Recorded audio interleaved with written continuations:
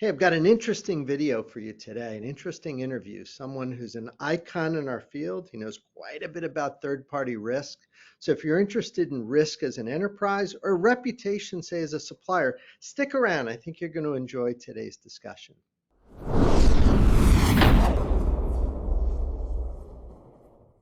Hi, I'm Ed Amoroso from Tag Cyber, and I've got a very interesting guest today, Fred Kneip, who's the CEO of a very cool company called CyberGRX. I think today we're going to learn something. If you agree with me that third-party risk is probably one of the most serious issues in enterprise, then you're definitely going to want to stick around because Fred knows as much about this as anybody. So, Fred, welcome. Nice to see you today. Great to see you, Ed. I think maybe a good way to start is just a little 101 on your very fine company. I've dug in. I think it's great, but some people watching may benefit from learning a little bit. So give us the 101 on what you guys do at CyberGRX. Sure. So at its core, CyberGRX is a third-party cyber risk management platform built on the concept of a one-to-many exchange, where we effectively help companies evaluate not their own security, but the vendor, suppliers, whomever they're reliant upon to deliver their core offering. And we do that by going and doing a high-quality, thorough cyber risk assessment of those vendors. And we have partnerships with Deloitte and KPMG and others to validate the accuracy of that information. And then that resides on our exchange. It can be shared or accessed multiple times. Some people have shared their assessment twice. Some are closing in on 1,000 times. And so it really is a chance to really create that one-to-many benefit of a process that not many people really look forward to.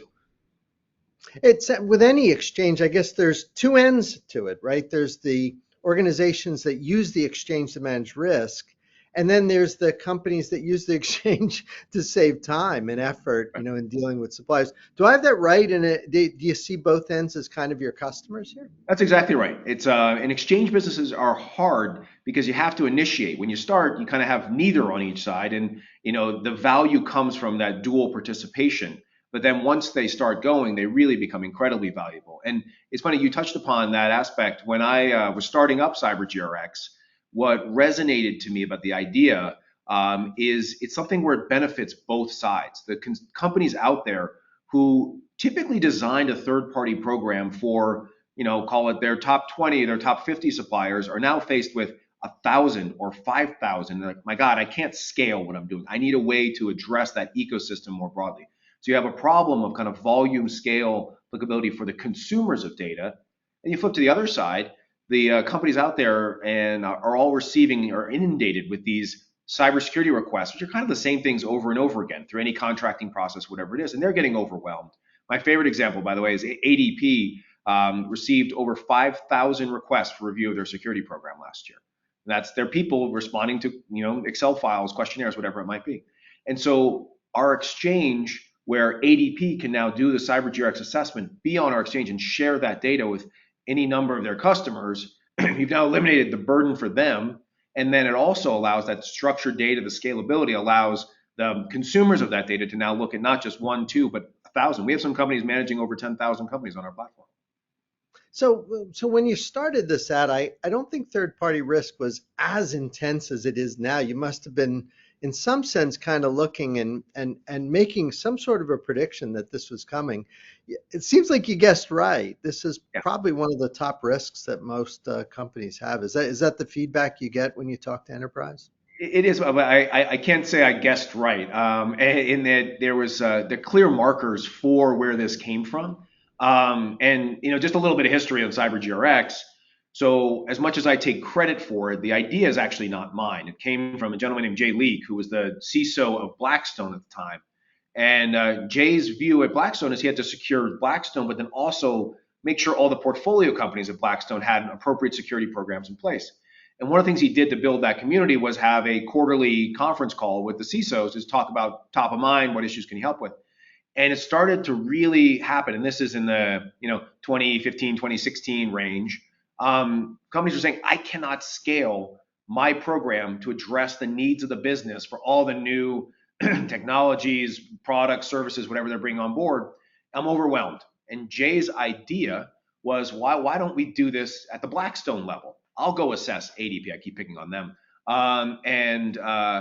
and share that data with all the Blackstone portfolio companies. And when he was thinking about that is when he and I connected about this, and we're like, well, other people besides Blackstone portfolio companies use ADP. Why don't we build a business out of this? And as companies continue to expand that ecosystem of vendor suppliers, you can't. Everyone is talking about digital transformation right now. Well, digital transformation is I'm going to bring in outside technology into the way I do my operations. Guess what? That just expanded your attack surface, your surface area with all these new third parties. And you need to adapt and grow your program to be able to address that extended attack surface from security risk. And so it really fits nicely into that. And so as the market has accelerated there, it really has been, we've kind of had the advantage of being ahead of that and now have the, I believe, leading product in the market on that front. And I think the last contributing factor to that is if you think about it from the perspective of the adversary, the attacker, right? They're really running these as businesses today. It's how can I get as many dollars back for investment in this malware or whatever it might be? Well, a one-to-many approach of attacking a third party and being able to now compromise SolarWinds and now have impact to hundreds of companies is a very valuable path. Or if I know a company is spending their time and energy protecting their environment, I'm going to look at their third parties and say, who are they sending their data to? I don't really care if I get the designs from them or from one of their manufacturers or whatever it is. And so third parties are now as at least the data we've seen, 50 to 60% of reported breaches come through third parties. Let's talk about data. So take me through the data flow from, say, a supplier, how you're ingesting that data, how you do that through the analysis toward, presenting and summarizing and aggregating that to Yeah. an enterprise. How does that flow proceed? So one of the decisions that we made early on was to make the assessment itself a standard structured assessment. So instead of saying, oh, okay, we did a SOC 2 over here and a ISO certification here, and here's a collection of that data, every company on the CyberGRX exchange has gone through the same structured data set. And it's probably closest mapped to NIST 853, but it's got a variety of variants to it. But the beauty of that is now it allows you, once a company goes through, so a company comes in, responds to our question set, then we run a variety of algorithms to identify areas for follow-up or for validation. Then the partnership with Deloitte, they will go through a kind of a screen share to affirm or go through that review, and then that data is on our exchange. But for the consumption of that information, then when you have the exact same data for every company, it allows a lot of really fun things to be done. First is you can almost call it automation. I now know I'm going to look at section 3.1, 3.4, 4.2, 5.3, and I can very quickly zoom in on, okay, here are the things that are important to me on a company. It's their SSO, their patch management, their incident response capability, whatever it is. And so we found companies are much faster in their review process. It also allows us to apply a much more sophisticated threat modeling approach. We've mapped the NIST, the MITRE ATT&CK framework to our assessment approach to say, okay, that's fine that they don't have these controls, they do have these, but which one of those matter? Is it what you should be most concerned about? Which are most often exploited? So you can really guide that conversation. Once again, all comes from that structured data. And then last, that is, I think, really powerful. Recently, we're seeing this a lot with our customers today, is you can look at new threats. So that same structured data, it's not, oh, I have to go back and ask another assessment. So when Log4j was announced, we were able to look quickly and say, okay, here are the attack paths for Log4j exploit, a kind of Log4Shell or Logjam. And you can now apply those attack paths to 1,000 third parties and say, who is most susceptible to a Log4j exploit, regardless of whether or not they're even using the technology. So it's to your question, we really think the future of this is all data. It's about that structured, consistent data set that allows that scalability and that automation. Fred, how do you deal with the issue that there's so many different sizes, scales, and scopes of companies? So traditionally, the same questionnaire thrown at a small company and a bigger one forces the little tiny company to answer questions about physical security in their data centers when they don't have any data centers. Right, right. How do you deal with that? The diversity of companies that I think are part of your exchange. You've got a massive That's exchange right. now. Right. I'm sure there's just every type of company one could imagine in there. So the What's the best model that we saw for that was outside the industry because you're right, and we actually looked over at Intuit and TurboTax. And what they did is they basically have applied a technology that is for you, for me, for anyone to look at doing their own taxes. And what they have in there are what we call gating questions, which are basically saying, do you own a home? If you say no, they say, great, let's move on to the next section. If you say yes, they'll say, great, we'll talk about mortgage interest deduction and things of that sort and go through. And so our assessment has that same kind of gating or kind of opening questions approach is, do you have a DLP program? If you say no, I'm not going to ask if you have DLP on the endpoint. I'm not going to ask how often you update the rules of your DLP on the endpoint. But if you say yes, it expands out. And what I'm saying, so that same structure is applicable to a small mom and pop as it is to Microsoft. Now they're going to expand the tree all the way out, while the mom and pop's going to say, I just have these things here. And we do also have kind of a bridge structure for even the smallest businesses, where it's like, we're going to go to the high level in that same tree structure. So you have the consistency of data, but we're just going to ask okay, do you just have, a basic level here in place for a small mom and pop shop? As you go into, Microsoft's a great example, or AWS, or some of the more comprehensive assessments on our exchange, it's going to go all the way down to that level of granularity. I have to ask, in the algorithms, as you guys developed it, are there certain triggers that you look at that are really the most important things? Like, I'm guessing if I think of a monolithic set of questions that you might be asking, an expert's probably going to say, well, if I was only allowed to ask 3 questions, it would be these 3. Is there sort of say a prioritized analytics that where you're asking questions and it's like, wow, that's a really important one, but these other ones maybe not so much. I'm curious how sensitive the algorithm is to things like You are right. There are kind of, I'll call it, more important controls than others, and that's part of the MITRE ATT&CK approach helps us Sure. really pull that out and saying what controls are earlier in the kill chain or most often exploited, or a central control that you need to go through. So those become the most critical.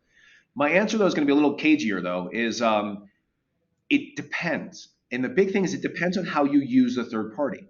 And I'll be a very simple example is, if you are working with a law firm, right, you actually don't care if they get DDoSed and they go down. Their website is irrelevant. But if they have, a sensitive data breach and there's data exfiltration, that's a problem. Now the lawsuit that you don't want people to know about, or whatever it is suddenly exposed. The Panama Papers is a good example, right? That kind of thing. And so you have, that is, okay, I'm going to focus really heavily on data protection controls. And there are certain kind of key controls that help with that attack path. Alternatively, it could be, some promotional thing that's so critical to driving revenue. So you need constant uptime. I can't let it crash, but it's data that's being, that's high level and it's not important. I don't care about data exfiltration. And so that will change. And so my answer is actually, it depends on your use case. And we actually allow customers to tell us that information. We use for our inherent risk modeling is, how do you use this third party? Do you need constant uptime? Do they have sensitive data access? Do they have PCI information? Do they have network access, et cetera? And we use that to basically determine and weight those controls appropriately for you. So unlike a ABC, these guys are good or bad. It's, well, they're good for you. They may be bad for someone else based on a different use case. It's so funny. I remember my kids having these coaches who would teach them how to get higher SAT scores. You wonder if there's not an industry to coach a team on, make sure you answer give the right answer on your CyberGRX thing. Maybe that'll be a little cottage industry to help people through it at some point. But it's funny you say that. So one of the things that we have is, we've got thousands of companies gone through our assessment process. yeah. One of our board members is the former CEO of Dun & Bradstreet, and D&B built a business. Obviously, they have financial data on everyone out there. They have a whole business around, here's how you can improve your profile. And he keeps pushing us on, you should be thinking about that. So your cottage industry has been demonstrated in other industries, but it's something that we definitely could work through. And it's not meant to be like, okay, here's how you manipulate. It's more, these are the things that are going to drive the greatest value. Optimize. Yeah. And our model does show that. So when I mentioned the MITRE ATT&CK approach, well, that then highlights, here are the controls they have, they don't have. Here's the biggest concern. Here's the next, and then we prioritize the gaps, if you will, that they have. That's shared with the company and the consumer of the report. We have companies who are using that data as the way to set their roadmap for their cyber program the next year. Say, okay, you told us the number one thing we need to have is SSO. And then following that, it's laptop encryption or whatever it might be, and they're able to use that. In fact, we have companies who are literally setting their agenda and talking to their board on here's what CyberGRX says we should do. We're going to knock off 3 of these, next quarter and show you what it looks like afterwards. Yeah, you ever deal with sticky situations like a supplier not getting a contract and then coming back and saying, "Oh, you gave me a low score, and I didn't get a deal with Walmart or something." Is Yeah. that ever an issue that could, or maybe it could even come up just theoretically? I'm curious. Sure. So the difference versus, and I'm sure even someone watching this video has probably looked at outside-in scanning tools and others. The difference is we're sharing information that you told us. It's not, and so it's hard for us to say, and you may take exception with the model that we use to say that this control was more important than that control, but it's not that's not my IP address, or you're paying attention to our honeypots or our malware lab or these other things that would kind of disrupt an outside-in view. This is more, you told us this is how often you patch your software. You told us this is how you managed privileged accounts. And if that is inaccurate, then work through it. But we actually went through and validated that that's what you do. Therefore, it is an accurate representation of who you are. And so we, in theory, you're right that pushback could happen. But I mean, I can't think of an example. I'm sure if I talk to our customer success team, there are instances where that's happened. It's just by pure volume, but it's not a material issue, I guess. How often do enterprise teams kind of push their suppliers to become part of the CyberGRX community? Because if you had let's say there's a target set of Yeah. suppliers that you wanted to deal with, and 80, 90% of them are in and a bunch aren't. Yeah. I would think I'd feel motivated to say, hey, why don't you join that? Then they get a normalized view. Do you see that phenomenon? I would think that would help your business. Without a doubt. And so that's if I go back to the beginning of the exchange, when we went to, if you think about it, when we're at zero, we go to a supplier and like, please go through our assessment process. By the way, no assessment process is fun. We've tried to make it as easy and user friendly as possible, but it's still an assessment process. It's So fun when I only have to do it once. I like that. That I that's where we're saying, loving hey, do that, but I have no customers. That's not very compelling. But if I go to a customer, it's like, hey, join our exchange, but we have no data. That's also not compelling. And so to your question, we started by bringing in some large brand name influential businesses to help bring their third parties on. And once Walmart says DocuSign, I'd like you to complete this, they respond. If it's CyberGRX asking DocuSign, they're like, yeah, that's cute. Thank you for calling. And so there, but once DocuSign's on our platform, their next incremental share, they just push share, share, share, and they still authorize it because it's their sensitive data, but they're able to authorize it. And now they've shared hundreds of times. And so you get that initiate that piece. But we still have that every day. We have a couple thousand in process at any given time where more third parties are being added. Of the 500 most requested companies, think of this as the AWSs, the ones that are most commonly requested.